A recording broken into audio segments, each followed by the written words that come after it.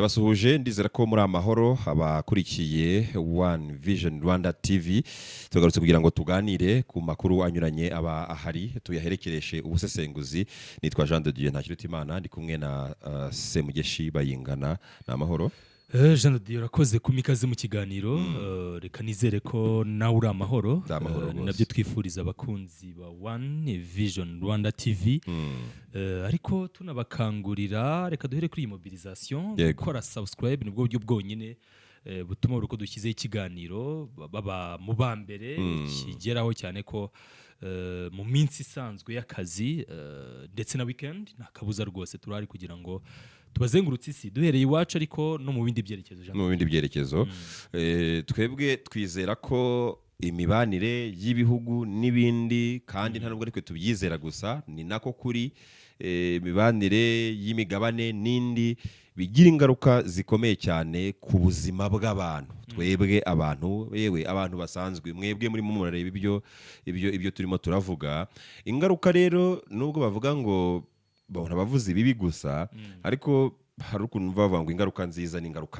mbi ibyo byose ni ingaruka nyine ni ingaruka rero ukeneye kubimenya ariko n'ingaruka nziza zibaho sinzi niba hari ijambo rya nyaryo mu kinyarwanda iyo ibintu byatewe n'ibindi bikaba ari byiza uko babyita ariko bibanza ari ingaruka nziza niba hari n'ijambo rindi ubwo muri comment abantu bazi kutubwira nyine nta kibazo ariko icyo mvuga kirumvikana rero niyo mpamvu ukeneye no kubimenya ukeneye kumenya amakuru ukeneye kumenya ngo ibi haravuga iki bishobora kugenda bite ariko se byabanje bite ibintu nk'ibyo ngibyo hanyuma rero muri Repubulika ya Demokarasi ya Kongo ku munsi w'ejo ubwo ndavuga ku munsi w'ejo hari tariki 2 mu kwezi kwa 7/2026 na gatandatu ndavuga ejo kubera ko ikiganiro kiri kuba recorded ku itariki 3 mu kwezi kwa 7 Perezida Cyril Ramaphosa yagiriye uruzinduko muri iki gihugu cya Repubulika ya Demokarasi ya Kongo cyane cyane byari bijyanye na Ebola ariko ntabwo umuntu yabura no kureba no muri angle y'akarere u Rwanda ruherereyemo uko bimeze na Repubulika ya Demokarasi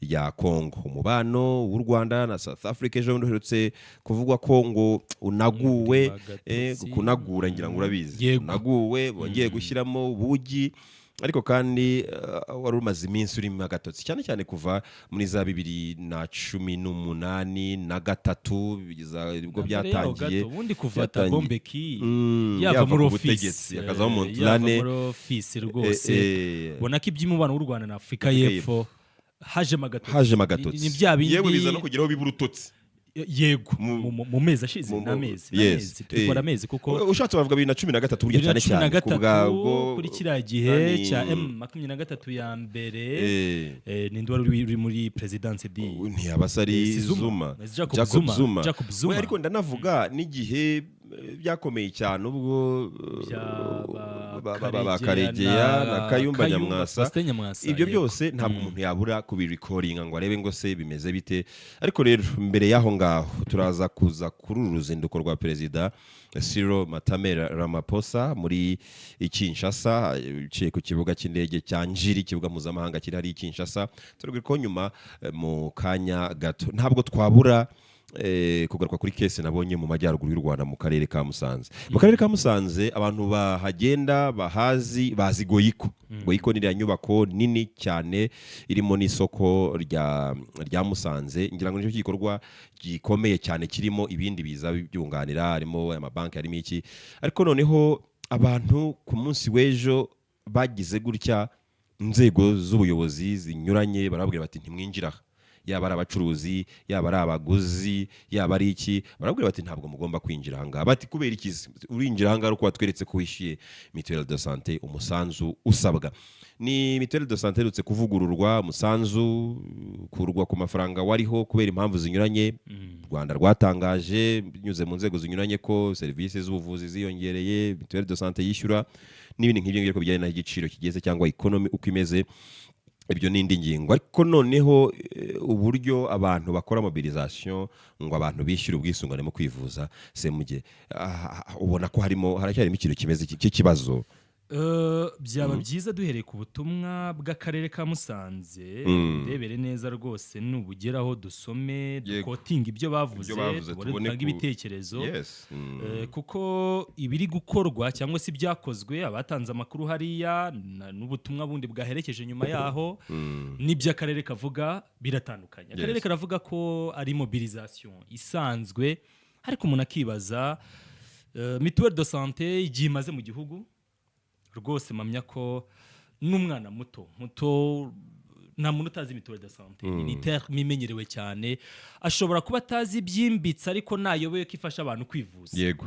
iyo ni survey Jean de Dieu wakora, Furaha yakora, n'undi wese yakora nawe udukurikiye. Ibyo rwose nushaka kubisuzuma ubaza umwana ngo mituelle de santé ikora iki, akubwira ko ashobora kuvuga ati kujyana kwa muganga, gusa ziko mituelle de santé ifite ihurira no kwa muganga of course. Hanyuma rero igihe gitambutse sinzi ko umunyarwanda hakiri mobilisation igamije kumvisha abantu ko mituelle de santé ari ingenzi mu buzima bwayo bw'abantu tw'abantu cyangwa se nawe udukurikiye. Icyagaragara rero cyabaye hariya ni imbaraga z'umurengera zikoreshwa rimwe na rimwe mu bintu akenshi usanga nibyo ni policies cyangwa se ni gahunda za leta, ariko abasabwa kumenyesha cyangwa se gufasha gushyira mu bikorwa rimwe na rimwe bagashyiramo ingufu zidakenewe. Hanyuma urebera inyuma nagaza abona mituelle de santé nk'ikintu kigamije yego nk'inyunganizi cyangwa se koroshya mu buvuzi. Hari aho bifata nk'agahato cyangwa se menace.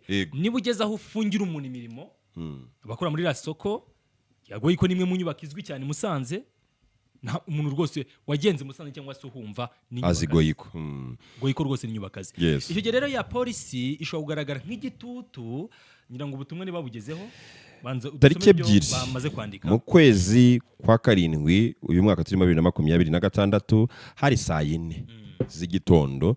Umwe mu batangazamakuru bakuru hano mu Rwanda bari prominent bakurikirwa cyane, Oswald Niyonzima Oswald Mutuyeyezu hari n'undi witwa Oswald Niyonzima, ubwo bose kandi n'abatangazamakuru bakuru nari mbitiranyije n'uwo bita Oswakim. Abantu baramuzi cyane nta kumusobanura. Niwe washyizeho ubutumwa agira ati urabivugaho iki?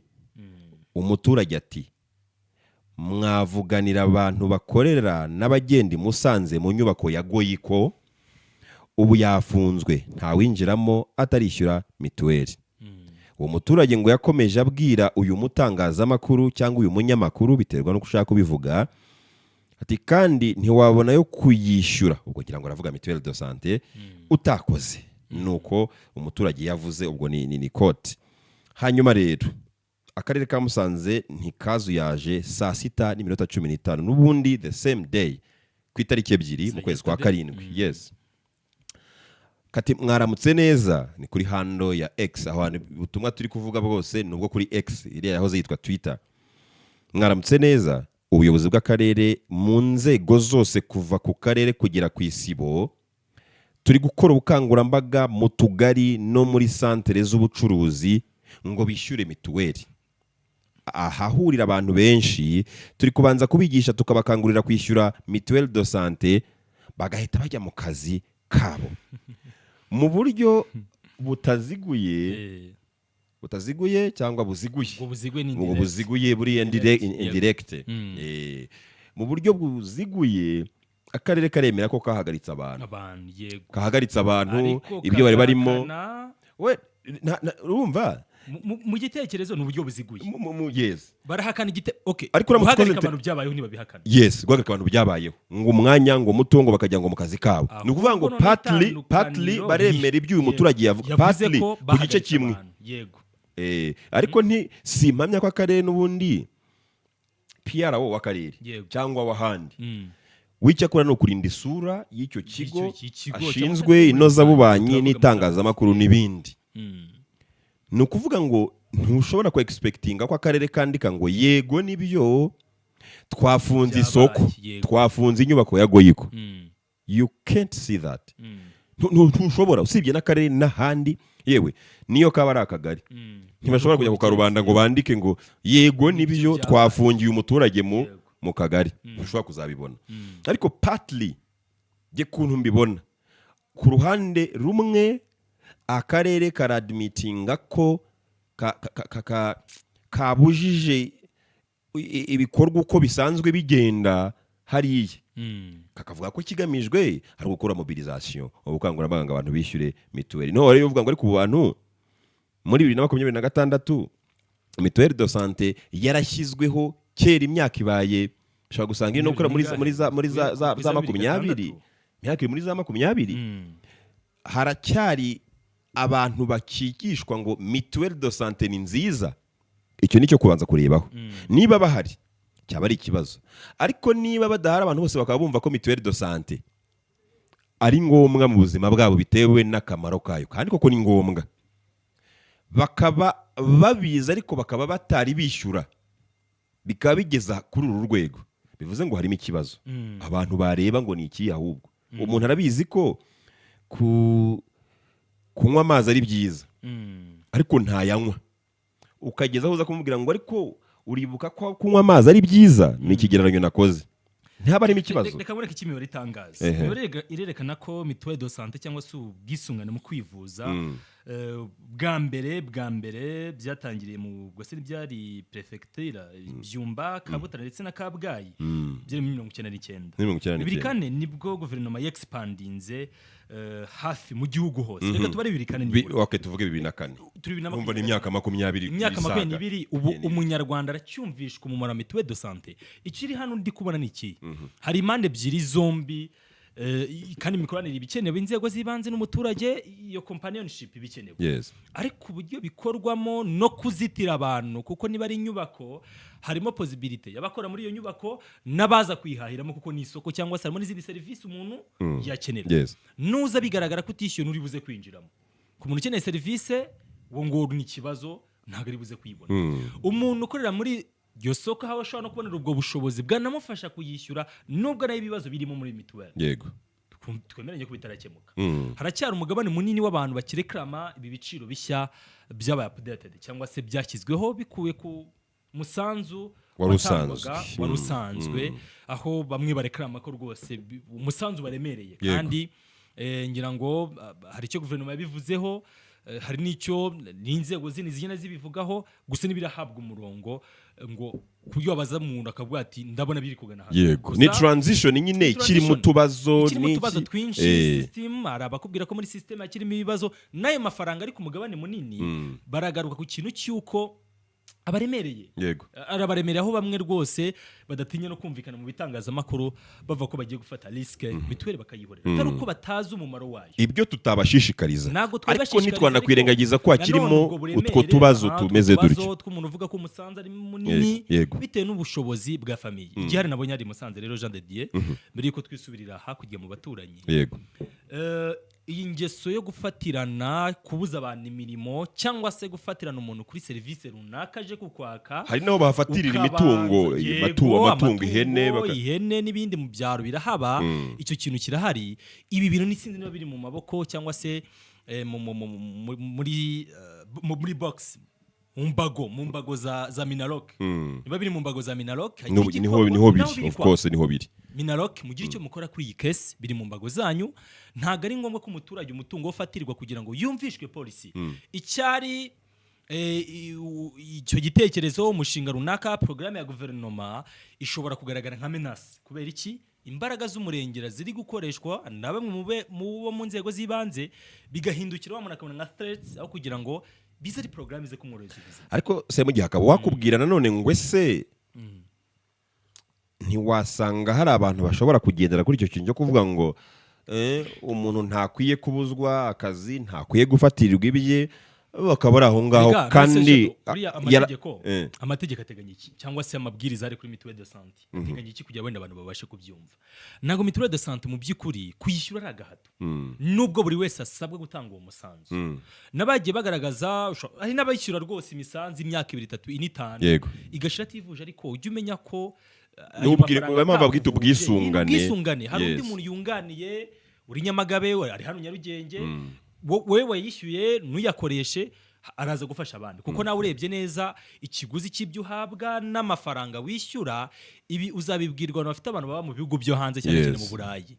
Nimuganira ku kintu cyitwa health, azakubwira ati u Rwanda rurakarama Imana iragahora i Rwanda twebwe kwivuza hariya kwivuza nibyo kwitondera mu bihugu by'amahanga ntago buri kurwaye hano uritsamura gato wareba mu mufuka harimo ibiceri 3 by'ijana kumva tugana kwa muganga ni byiza biraza koroha hariya rwose hari indwara umuntu arwara akicarira izikiza kuko ntago ari nk'ahanga urwara ukareba ko ufitemo ibiceri binga ukagera kwa muganga hari indwara hari urwara kubera ko ubushobozi n'ikiguzi cyabyo kiri hejuru ugasanga nyine n'imbogamizi ubwabyo mituelle de santé ni nziza abo turi kuvuga ubwo bukangurambaga sinzi babukike no gukorwa imyaka 22 abantu baramaze kumira ibyo bintu barabyumva abantu nibatishyura rero uturere turabigira dute no kureba ahubwo niki kiri gutuma batishyura nicyo cy'ingenzi nicyo cyo kureba kuko buri muturage wese ubwiye mituelle arakubwira ati ni ikintu cy'ingenzi cyiza ati rwose nanakemera rimwe na rimwe byanabaye ngombwa ku mafunguro nafataga nkagira icyo ngabanyaho cyangwa se nkagira rimwe ku munsi ariko mituelle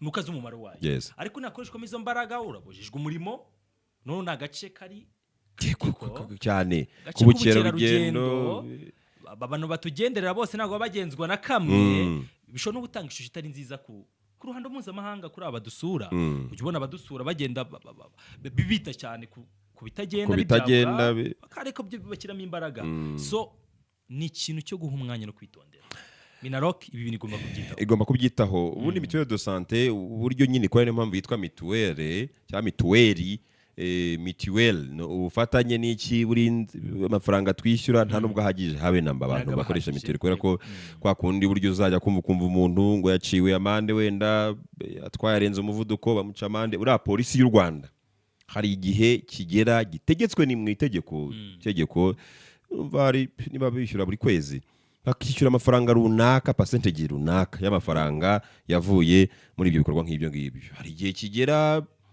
izindi nzego zinyuranye zirahari nyinshi nta nubwo ari uvuga ngo hari igihe kigera niko itegeko ribiteganya niba ari buri kwezi niba ari hari abishyura buri kwezi hari abishyura hari abantu benshi yego ni ibintu byitegetswe ni ukuvuga ngo rero wenda tugira ngo tugende mvuga abantu reka bibe win-win witegereza nawe ufite ubushobozi ngo inzego ziguhagarike zikubuze kujya ku isoko zibanze zikwirukeho ariko n'uru rwego narwo nawe wiremerera umuturage ntabwo ukwiye kuza gufunga isoko none se umuntu niba akubwira ati wenda jewe sine nabasha kuyabona ngiye gucuruza ngo nyabone igihe uzi ko nanahitamo nubwo ne atari approach nziza ariko burya baravuga ngo hagati y'ibibi bibiri wapfa guhitamo ikibi cyorohejemo gakeya nubwo bitakwiye ko byomba bari bibi ariko giye ngo nkoresha approach ari gewe gera navuga nti okay uri umucuruzi yego injira nturishyura mituelle yego ngaho injira agenda nkaba nagushyiraho umuntu hari abantu benshi mu nzego zibanze hari nkabwira nti okay umuyobozi w'umudugudu uyu n'uyu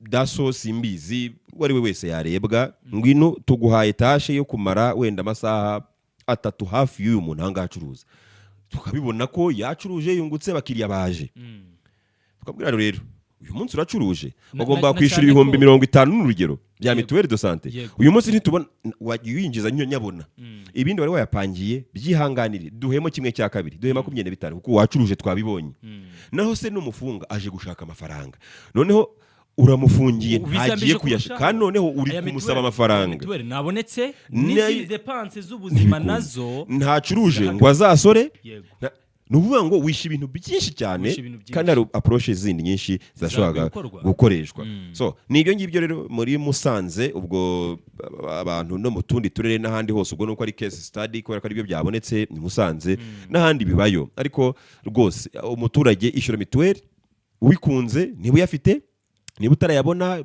ukora iyo bwaba guyabone ukubona nandi nayo ngaho yabone kubera yuko erega nayawe nta none zari ugiye kwihangwa yarye nayawe nejo zivuza umwana wazivuza umugore wawe umugabo wawe azivuza ariko n'inzego nazo zishaka approche zindi zitari zingizi zo kuvanga abantu tubafungiye imirimo cyangwa se kuri service tugutegeye kuri uje kugari ngo se ngo banza twereke wishyuye mituelle uti oya ngo noneho rero ngo ntabwo ngusinyira ngo ibi nibi ngo none subwo mituelle de santé ntayifi noneho na service ntayibonye gusa uragira ngo amafaranga arabyara gute so twahereye ku bijyanye n'uruzinduko rwa perezida wa South Africa Cyril Matamela Ramaphosa muri Repubulika ya Demokarasi ya Kongo abantu baramubona aho ngaho amanuka mu ndege rwose ku kibuga cy'indege cya Njiri. Amashusho barayabona yakirwa n'abanyacyubahiro bakomeye hariya. Ikibuga cy'indege cya Njiri mpuzamahanga, kimwe mu bibuga bikoreshwa cyane muri Repubulika ya Demokarasi ya Kongo. Afrika y'Epfo kuri ubu butegetsi bwa Cyril Ramaphosa ni igihugu cyabaniye rwose neza, tutitaye ku by'ingaruka zabyo, tutitaye kuri rezilita zabyo, ariko cyabaniye neza igihugu cya Repubulika ya Demokarasi ya Kongo SMGC. Rero muri uru ruzinduko rwo muri Repubulika ya Demokarasi ya Kongo, ikigambiriwe cyane no gukomeza gufasha mu gushaka amafaranga yo kwita cyangwa se yo kurwanya icyorezo cya Ebola kimaze iminsi kiri kuyogoza Repubulika ya Demokarasi ya Kongo, ariko n'akarere mu bihugu bimwe na bimwe including Uganda. Iki ni igikorwa gikomeye ariko utagarukiriza kuri Ebola outbreak gusa. Ntabwo kubera ko turi mu Rwanda twabura kurisha duhereye ku rugo nk'uko bivuga mu Kinyarwanda. Muri 2013 niho tugeze kubivugaho mu kanya, ubwo Patrick Karegeya yahoze ari ukuriye ubutasi mu Rwanda, mu gisirikare cy'u Rwanda, yagwaga muri Afrika y'Epfo. Umubano hagati y'ibihugu byombi, u Rwanda na Afrika y'Epfo, warazambye ku rwego rwo hejuru. Hanyuma ariko u Rwanda ubwiza rwadimitinga ko ari rwo rwahitanye Patrick Karegeya, ariko Afrika y'Epfo ikavuga ko ari u Rwanda rwinjiye illegally mu gihugu cya Afrika y'Epfo rukicirayo umuntu wari warasabye ubuhungiro. Ndetse mu mwaka akurikiyeho muri 2014 ndanibuka ko Kayumba Nyamwasa nawe habaye attempt ararurokoka. Ibyo byose bakabyatribiwa ku Rwanda. Rwanda ntirwigeze ruhwema guhakana ibyo ngibyo. Umubano ukomeza kuzamba, ariko hagenda habamo kugerageza. Za 2018 nibwo ibihugu byatangiye gushakisha uburyo ki byazahura umubano, ariko ejo bundi ahangaha fortunately ubona ko hari intambwe itewe, ariko jewe ngikemanga nkavuga nti rero Semuge sinzi uko ubibona, usibye ibya Ebola outbreak ariko nabyo byabaye politicized ku ruhande rumwe, wenda ntitwabijyamo cyane. Perezida Ramaphosa nyuma yuko Minisitiri w'Ububanyi n'Amahanga w'u Rwanda Olivier Jean Patrick Nduhungirehe abonaniye na Ronald Ramora mugenzi wa Afrika y'Epfo, bakaganira mu kugerageza kunormaliza cyangwa se kuzahura umubano n'iki, hakabaho Joint Permanent Commission cyangwa se komite ihuriweho y'ibihugu byombi kugira ngo umubano uzahuke. Babona ko ni byiza, ariko none ahangaha twabona uru ruzinduko kuko mu byamujyanye harimo ngo na regional security yabivuze Ramaphosa, umutekano w'akarere. Ramaphosa yaba ahinduye intekerezo bijyanye naho umubano wa Afrika y'Epfo n'u Rwanda uri, akavuga ati noneho reka nkore yo bwabaga mbe nashaka uburyo ki na calming attentions, cyangwa se n'uburyarya mu buryo bumwe cyangwa ubundi. Siko mbitekereza kuko ababyibuka barabyibuka, twibukaga ku nshuro 31 jenoside yakorewe Abatutsi, sibwo Ramaphosa aheruka mu gihugu. Babyibuka banyibutse umwaka ushize ni 2024, aho mugaheruka mwirahira rya perezida. Hari n'igihe yaje tugiye kwibuka, ari umunsi wo kwibuka rwose, mu gutangiza icyumweru cyo kwibuka yajyana ava mu Rwanda atajyana Kinshasa. Reka turore recent visit jya muri archive turebe icyo gihe. Ndumva ari naho yemereje ko abona ko hari ukuboko gukenewe kwa Afrika y'Epfo mu kuba hari iki gihugu cye cyakunganira mu bijyanye n'umutekano muri kano karere k'ibiyaga bigari. Ariko relationship yavugaga yari selective, ntago mu by'ukuri ari brotherhood relationship gamije kunga bihugu bidasanzwe bivuga rumwe RDC n'u Rwanda, ahubwo kwari uguheza inguni. Ku ruhande rumwe rwa Kinshasa twanabibonye mu bufatanye mu bya gisirikare bw'umujyi wa Goma wagwaga mu maboko y'abarwanyi ba FC 23 mu kwa mbere 2025. Zimwe mu ngabo zakubitiwe mu mujyi wa Goma harimo n'iza Afrika y'Epfo. Yego. Ndetse rwose zimwe muri nazo zananyijijwe ku butaka bw'u Rwanda. Ni 2024 yego muri commemoration yego nibyo wabaga nibyo. Ahubwo mwiherangira ngo nta nubwo yaje. Ntabwo yaje. Ubona imwitiranyije na Joao Lourenço wa Angola. Iki gihe rwose imwe mu mbwirwaruhame yavugiye i Kigali kuko yahavuye atajya Kinshasa, ko ari ukureba uko yakunga ibihugu byombi. Uwo mwaka ari nawo mwaka yoherejemo abarwanyi baza bitwikiriye ubutumwa bwa SADC bwitiriwe Sami RDC, ariko si ubutumwa bwa SADC mu by'ukuri. Ibihugu bitatu byikuye hafi muri 14 around 15 aho ngaho biza byitwikiriye umuryango, ariko perezida Genoba atarapfa wa Namibia nabizi ko yahakanye ko nangabo yakohereza, hari n'abandi perezida wa Angola nabo yahakanye ko nangabo ziyakohereza mu bwo butumwa bwiswe Sami. Malawi, Tanzania na Afrika y'Epfo, ingabo za Afrika y'Epfo zinazana nazo ubona zisa nk'iziyoboye kuko nizo zari na nyinshi muri buriya butumwa. Uwo mwaka yavuziyemo ko ashaka kunga ibihugu byombi, no mwaka yoherejemo izo ngabo kuko yari amaze kuba selective, fata uruhande rwa Kinshasa, birangira uko ingabo za Afrika ziseberejwe hari Goma na Eastern RDC yose muri rusange. Iyo nzigo navuga ko yanakomeje estire. Hanyuma ibyo birumvikana ko ntago byari kure mu mwuka mwiza hagati y'u Rwanda na Afrika y'Epfo, na cyane ko izi ntambara zira mu burasirazuba bwa Kongo zitabura guhurizwa, ntago u Rwanda rubura guhuzwa n'izo ntambara. Sofa cy'u Rwanda rwemera bafite na M23 n'ikiswe security coordination, mikoranire mu by'umutekano, bavuga ko bihabanye n'ibivugo byo kugira ingabo, gutoza, kurekrita, ubutasi n'ibindi. Bo bemera ko ari imikoranire mu by'umutekano. Icyo warumbajije rero niba mbona atari manipulation, iyi state visit ni manipulation kuko Afrika y'Epfo mu by'ukuri nagira konveka, nubwo diplomasi bura bari nini, hari bitagenda neza ariko bari nibigenda. Ntago twakirengagiza ko hari ingendo za Rwanda ziva Kigali zijya Johannesburg, zirahari aviation, dufitanye amasezerano mu by'ubukungu ni kenshi. Uzumva mu bijyanye n'ubukerarugendo hari inyamaswa dukura muri parke za South Africa tuzizana ni wacu. Nubwo muri politique hari babitagenda neza, ntago bivuze ko izindi sector nta mikoranire ihari, ariko tubari imikoranire diplomatically. Za ambasade zirakora mu mwuka mwiza, abategetsi basurana, cyangwa se iyo umwe avuze undi amuvugaho inkuru nziza.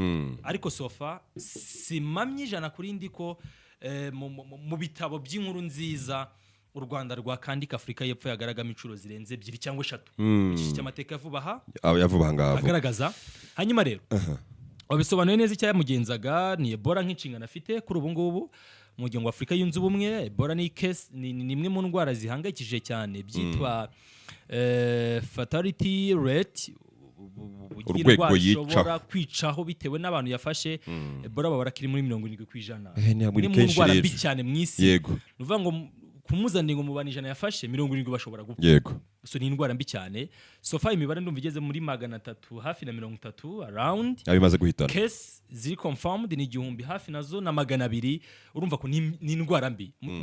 Nukuvuga quota of confirmed case bamaze gupfa. Kimwe cya kane cyabo bizwi ko bayifite barapfuye. Ni indwara mbi cyane, ariko ibyo birenze ibyo bya Ebola karazamo niyo kote, ntago iyo military alliance yabo wavuga ko yarangiye. Kuvuga RDC na South Africa. Yego.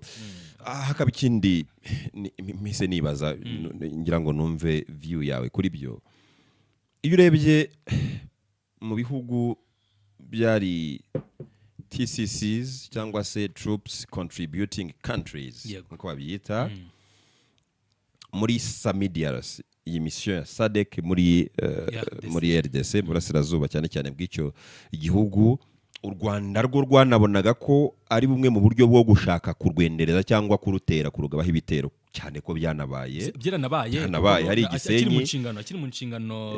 Brigadier General Nadir Rwivanga yavuze ko bura butumwa bwari buri muri uwo mugambi, kimwe mu byatumye nyine aka gatose turi kuvuga kiyongera cyane. Voilà. Hanyuma Sami DRC mu bihugu 16 bigize SADC, Troops Contributing Countries byari 3 gusa. Malawi founding member wa SADC mu 1980 nibwo SADC yashinzwe. Ibihugu nk'icyenda byari founding members.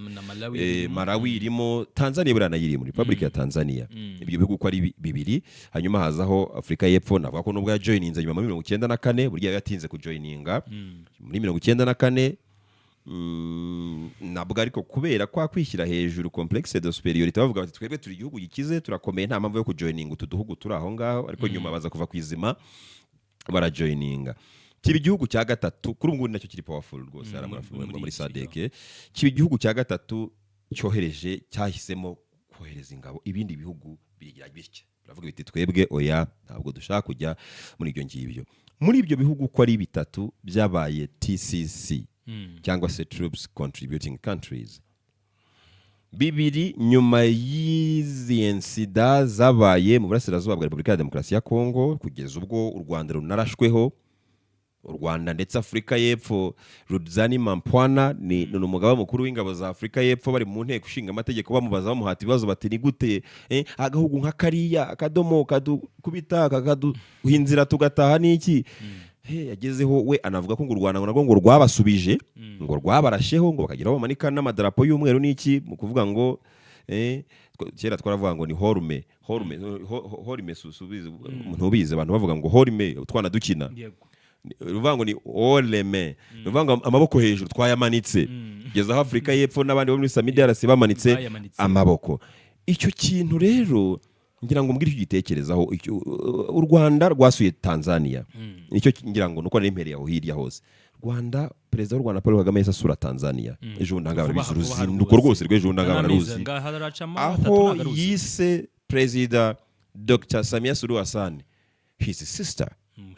Ntabwo ari kenshi burya abakuru b'ibihugu, si n'u Rwanda gusa, ntabwo ari kenshi abakuru b'ibihugu bita bagenzi babo ba sister brother. Nawe hari ibyumweru bitatu buriya byaciyemo ntabyo na bibiri ndumva bitarimo, nawaza mu Rwanda nubwo ari inama runaka atari state visit, ariko urumva harimo kugira bafite n'amasezerano basinya amasezerano baravugurura n'ibintu nk'ibyo ngibyo. Nyuma gatoya ejo bundanga nibwira ko kugeza ku itariki turi gukoreraho ikiganiro tariki 3 z'ukwezi kwa 7 ntabwo iminsi ishize irenze 5 nabigarutseho. Olivier Jean Patrick Nduhungirehe, minisitiri w'ububanyi n'amahanga n'ubutwererane w'u Rwanda, ajyayo ahura na Ronald Ramora baraganira. Simbizi ushobora no gusangana mara wibagiyeyo ntawamenya, ariko ibizaza byo reka twe kubirebaho. Ariko mu bihugu bitatu byari byaje muri mission u Rwanda rwabonaga nk'iyo gushaka kurutera, bibiri u Rwanda rwahise rubisura baraganira bashaka uburyo banoromaliza umubano. Iyo geste uyibona miki? First of all, political maturity kambivuga uko kuko abahanga bakubwira ko nta nshuti horaho kimwe nuko nta n'umwanzi uhoraho muri politike. Ikindi twebwe nk'igihugu gishaka gukuza hegemoni yacu muri kano karere, u Rwanda turi kwaguka mentally, ariko igihugu ubutaka buri fixed, size ntabwo izahinduka, ariko ibitekerezo ishoramari dukora ufatanye turi kubwagura. Iyo political maturity dufite ntabwo ituma tubona umufatanyabikorwa turi buprofite nk'umwanzi uhoraho first of all, mu gihe nawe kreye imirongo iri muri lane yacu byumve neza.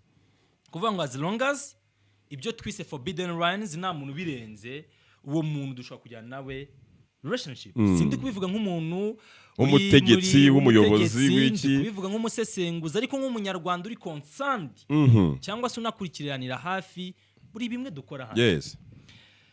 Urabibwirwa n'iki?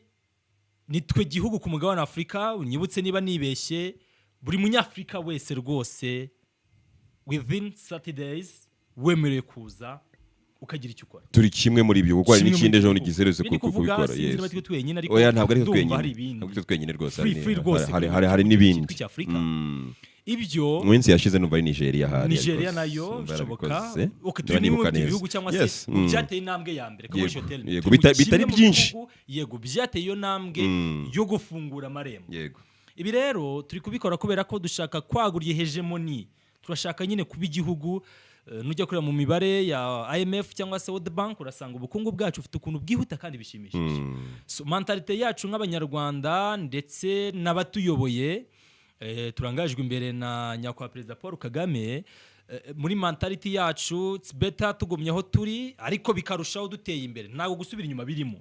Niba ubukungu buri kuzamuka kuri 7 bigume kuri 7 cyatuzamuka 3 cyangwa 5 ntago ari kimwe mu bituranga.